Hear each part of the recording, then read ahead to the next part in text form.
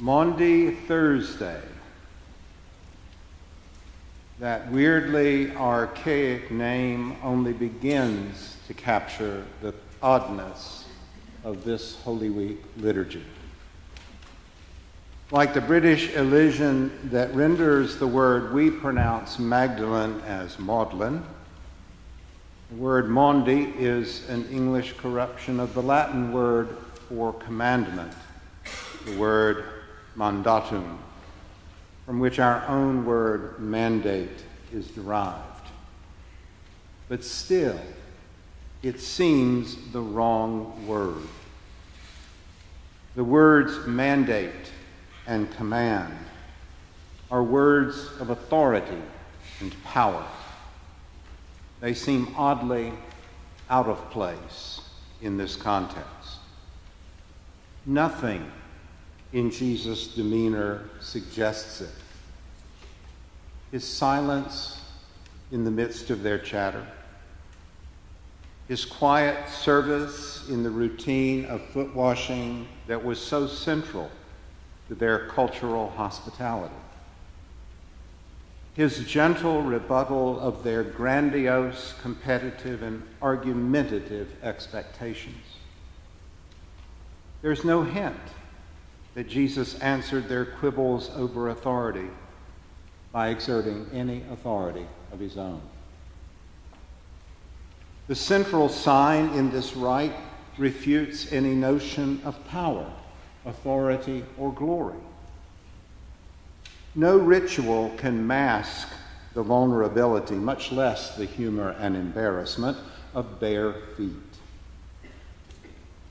Though reflecting upon the Eucharist in her writing, Annie Dillard surely had this day and its rites in mind when she wrote of the awkwardness of our worship. A high school stage play is more polished than this service we've been rehearsing since the year one. In 2,000 years, we've not worked out the kinks. We positively glorify them. Week after week, or in this case, year after year, we witness the same miracle, that God, for reasons unfathomable, refrains from blowing our dancing bear act to smithereens. Week after week, Christ washes the disciples' dirty feet, handles their very toes, and repeats, "It is all right, believe it or not, it is all right to be people." Who can believe it?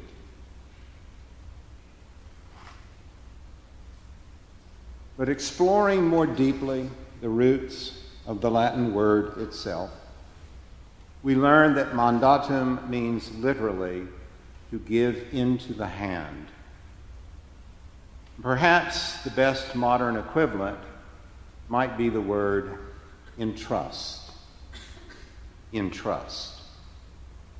To be entrusted with something is a far different thing than to be commanded to it. Given over fully into my hands, a thing takes on a new relationship to me. The difference between command and entrust is the difference between duty and love, between obligation and gift. We're not ordered to serve one another. We're given into one another's hands. We're entrusted to one another. Thus, what we have in this portion of the Holy Week narrative isn't Jesus' final order. It's his last will and testament.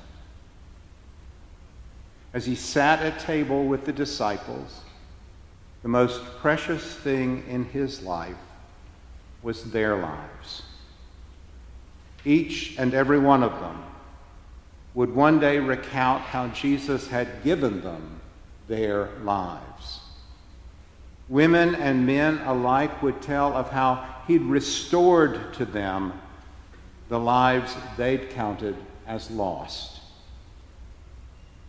In that last moment with them, well aware that they'd likely soon be parted, The only thing he has to bequeath them is one another. He gave them one another. He entrusted them to each other's care. He gave them something far more precious than the power of which they dreamed. He gave them something far more potent than the authority they craved.